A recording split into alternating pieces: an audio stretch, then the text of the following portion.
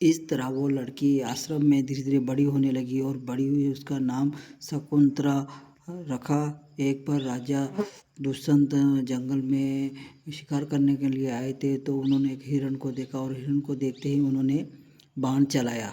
बाण हिरण को उसके पैर में लगा, वो लंगड़ाता हुआ वो कुटिया में चला गया। वो शकुंतला का पाला हुआ हिरण था। वहाँ उन्होंने शकुंतला को देखा और उनके प्रेम में पड़ गए और उन ऋषियों के आगे जाकर कहा कि इनका और मेरा विवाह करवा दो। ऋषि भी मान गए और उन दोनों का विवाह करवा दिया।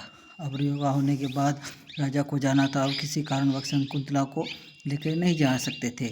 तभी उन्होंने एक अंगूठी दी और ये अंगूठी देकर कहा कि जब भी मैं आऊँगा या तुम आओगे तो ये अंगूठी दिखाना, मैं तुझे पहचान लूँगा।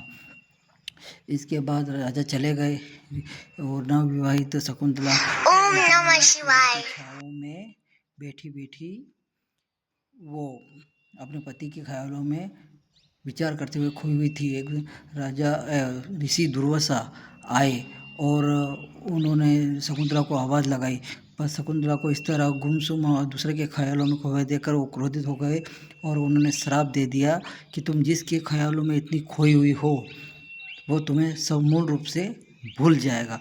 इतने में शकुंतला को होश आया और उनसे माफ़ी मांगी और सभी ऋषियों ने और सभी ने माफ़ी मांगने के बाद फिर ऋषि ने कहा कि तुम जो वस्तु तुम्हें दे गया है, अगर वो वस्तु तुम दिखा दोगे तो उसे सब पूरा याद आ जाएगा। अब बाकी की कहानी कल। जय श्री राम।